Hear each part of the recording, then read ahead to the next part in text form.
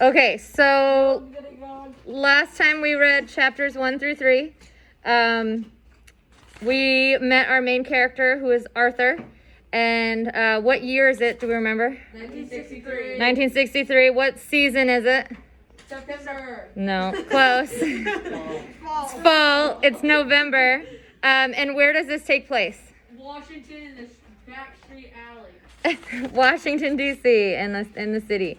So Arthur Owens is a 13-year-old boy, and he one morning sees a junk man, and he throws a brick at him and hurts him. He hurts his shoulder. The junk man almost got hit in the head, but the junk man moved his cart just at the right moment, saved himself from getting hit in the head. Still got pretty hurt. A delivery truck driver came and helped this guy. And then Arthur got in trouble for it. And he just went to court for it. And he feels really sick in the courtroom. And the judge is asking him, why did you do this? And what are some of the reasons he asks him? Why he did this. Is it because of his race? Yeah, so He's like, no, it was because of his hat. Yeah, so he asks him, the judge is asking him, why did you do this? Why did you throw a brick at this old man? And he says, he asks him, is it because of his color? And Arthur is like, what? He has no idea what he's talking about. It's not because of his race, and it's not because he's an old man. It's because he was wearing a hat. All right. So we're on page 12. This is chapter 4. The hat in question had been missing from the hall closet, along with everything else that had belonged to his father, when Arthur got home from school that November day. It was November 8th, just as the judge had said, a Friday. So whose hat is this? His dad's. So this hat is his dad's that the junk man was wearing. Arthur remembered opening the closet to hang up his stuff. He'd just taken off his coat and tossed his shoes inside when he realized something was different. The closet was tidy and half empty. It smelled like Murphy's oil soap. With his heart hammering in his chest, he began pushing through the coats that were left, searching for his father's old corduroy jacket. It was a big, faded coat that held the shape of his father's shoulders and smelled of stale cigarette smoke and beer and motor oil, as if he'd just taken it off after getting home from work. So just from reading that, what can we guess that maybe his dad did as a job? Drink and smoke. That's not a job. Yeah, so maybe he was a mechanic. But Carter, you're right. So it's also clear that he maybe was a drinker, maybe was a smoker. So he has these smells that are kind of left over on his clothes. Arthur still liked to imagine that he had nothing. Top of 13. Arthur's eyes darted toward the row of hat pegs, looking for the motorcycle cap that had belonged to his father. So he also rides motorcycles, or rode motorcycles. It was one of those slick Harley Davidson caps, black leather with a silver chain and the orange winged logo on the brim.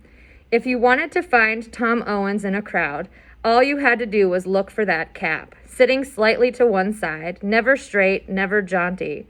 He was wearing it in nearly every picture the family had of him. So this hat is was very dear to his father. He wore it all the time. It's kind of his signature piece of clothing.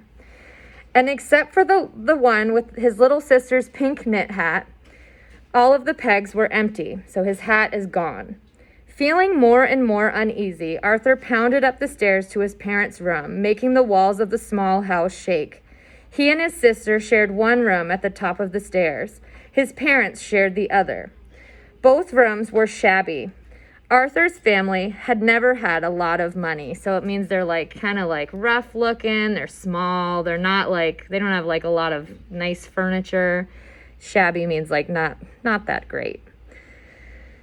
The door to his parents' room stood open. Arthur saw that the old radio his dad used to listen to ball games on was missing. The wedding picture that had always been on his parents' wall was gone. Even the ashtray on the windowsill The one he'd made for his dad in art class in 3rd grade, a hideous green and blue swirl of clay, wasn't there. So what's happening to all of his dad's stuff? Leaving. Gone. His mom probably just gave it away. Yeah, his mom is like trying to like get rid of the memory of him, I think. So she's like throwing some of his stuff away, and Arthur's noticing and he's pretty upset about it. Arthur had been afraid this was coming. It had been 3 months since his dad died, although it still felt like yesterday. So he's still like mourning his dad's loss. I thought it was like a while ago. No. Yeah. So this just happened. Like by the story, it sounded like he'd been dead for like 7 Yeah, it does kind of sound like that.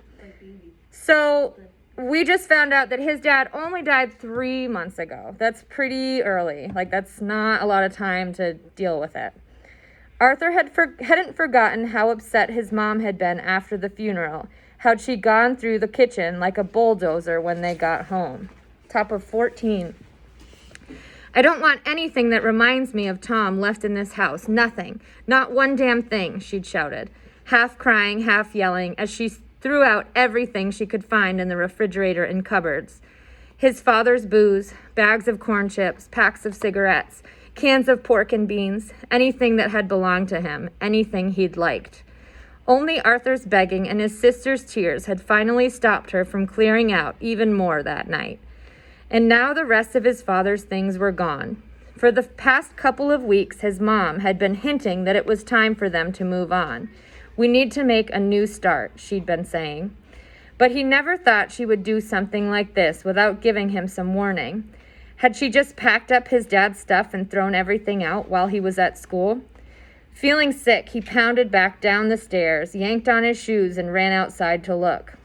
Up and down the street, the curbs were lined with empty metal garbage cans.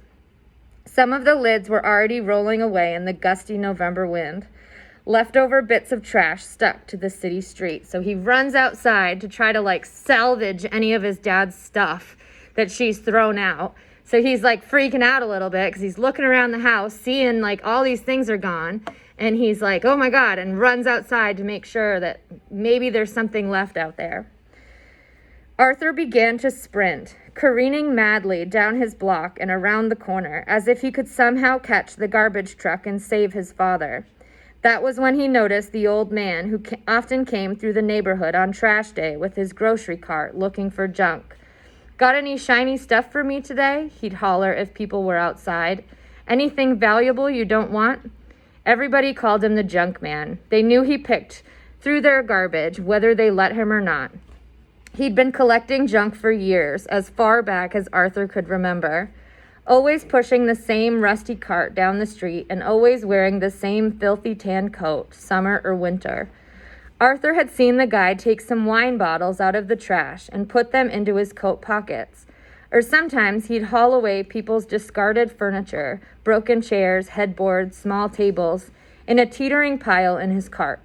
One person even spotted him sitting on a piano bench in their yard once, playing an invisible piano. He was a crazy old drunk, people said. Which was why, when Arthur saw his father's motorcycle cap perched crookedly on the junk man's head, he completely lost it. So why did he lose his mind and throw this brick at this man? Because he was wearing his dad's hat.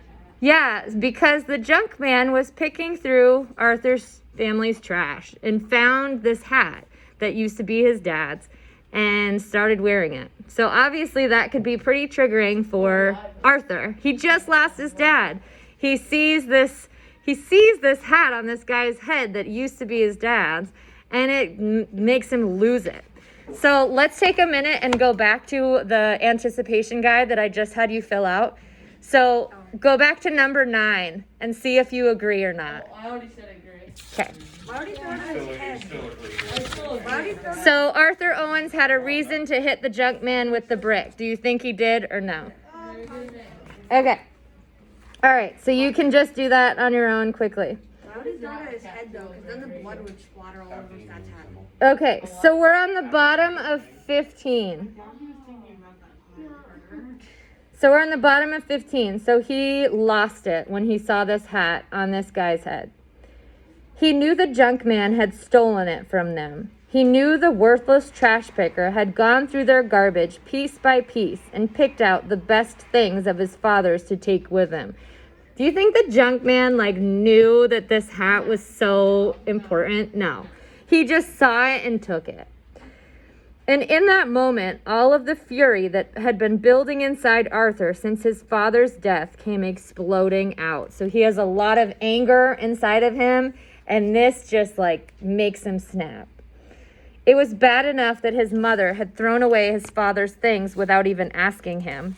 Bad enough that most people thought his father had thrown away his life and didn't deserve to be remembered. Top of 16 now. Bad enough that other kids had their fathers and his dad was dead. But when Arthur saw the crazy junk man wearing the most important thing of all to his dad, that was the final straw. Did the old man think it was okay to steal things from dead people? Did he wander around the neighborhood waiting for people to die so he could run off with their favorite possessions? Was that what he did? Or was he mocking Arthur's dad by wearing his hat? Was it some kind of sick joke? So he should really probably be just mad at his mom, right? Yeah. But he's directing all of his anger on the old man just for taking, all he's doing is picking trash. He's doing what he normally does. But he's mad at this guy. Arthur knew his mind wasn't thinking straight, but he couldn't control it. It was like a runaway train racing faster and faster toward a wall. He saw a pile of crumbled bricks next to a closed-down building on the street corner. He picked one up. It was the only thing he could think of doing. He would punish the old man for what he'd done. He would punish death for what it had done. He would punish everybody. The brick felt cold and rough in his hand. It was a dangerous thing to be holding. He recognized that much. A small voice in the back of Arthur's mind tried to tell him to stop, to think about what he was doing. Arthur told that voice to go to hell. And then he raised his arm and threw.